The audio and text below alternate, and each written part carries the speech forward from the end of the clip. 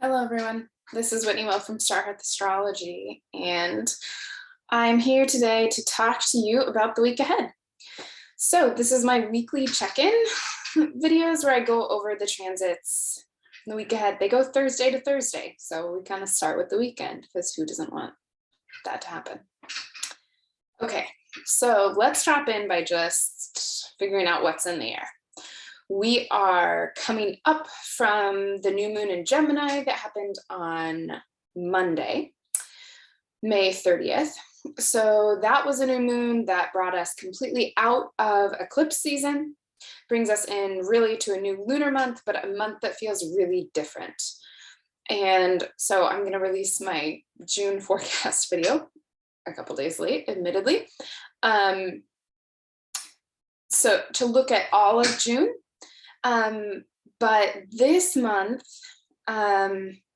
is just so different from May. May was this big pivot. We had eclipses, we had outer planets changing signs, we had everything moving into Aries and everything starting to happen really fast.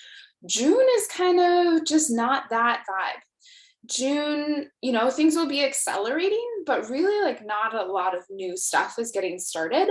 And it's a funny kind of way for things to be accelerating because we start off the month with Mercury stationing direct. So, okay, kind of good. But Saturn is stationing retrograde. And Mercury is stationing direct at 26 degrees of Taurus, and Saturn is stationing retrograde at 25 degrees of Aquarius. And so they're in a square to each other. And when planets square Saturn, they slow down. They encounter obstacles. And so it's a station of Mercury where Mercury's pausing anyway, Saturn's pausing. So a square that, depending on how fast Mercury is moving through, might zoom through really fast. They're kind of staying there. So I've been hearing from astrology clients, this feeling of there's a little bit of stuckness. And if you're feeling stuck, this is the vibe. The invitation in the stuckness is to slow down. Right when we've got Mercury and Taurus, we're thinking about what our values are, what we really care about. I know a lot of us are thinking about how we're spending money because of inflation, right? We're thinking about what are our needs. When we're thinking, we're thinking about safety, we're thinking about school shootings, we're thinking about the Taurus path to, survival. What does that look like? And Saturn is bringing in the larger context of things, the societal context, right? How do we find safety and comfort within the larger sphere of society? And so there's this pause, and right, how does what we're thinking about right now, which might feel really personal and immediate, how does that fit into the bigger picture? And so it's this moment of connecting with that.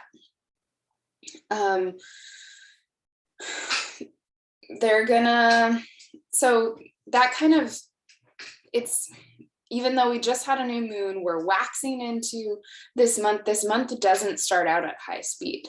We're in Gemini season. Gemini is ruled by Mercury, and Mercury is stationing square to Saturn. So it's a very, very slow Mercury. So figuring out the plan is a slow work, but it's not a work that is without creativity, right? The thing that I love so much about Mercury-Saturn combinations is the potential for creativity, because Saturn is going to bring up the problems and Mercury is going to function as the creative problem solver. And so innovative paths through things, I think, really have an opportunity to blossom when we have Mercury confronted by Saturn. And so that's really this kind of slow paced walk through there. Over the weekend, we also have the moon in Virgo. I guess really more at the beginning of next week. So just to get the specific dates, Mercury stations retrograde on Friday. And then Saturn stations, Mercury stations direct. Gosh, this Mercury retrograde has been so difficult for talking, for scheduling. It's just been a quintessential Mercury retrograde. Tell me I'm wrong. I don't know. Maybe some of you are not having that experience. Everything that I have scheduled has been rescheduled, which is fine because I knew it was Mercury retrograding. So I didn't take it personally. We'll see. Saturn stations retrograde on Saturday, so pauses at that 25 degrees, 15 arc minutes. That's as far as Saturn's getting in Aquarius. For now, it's going to retrograde back to 15 degrees, so back over 10 degrees.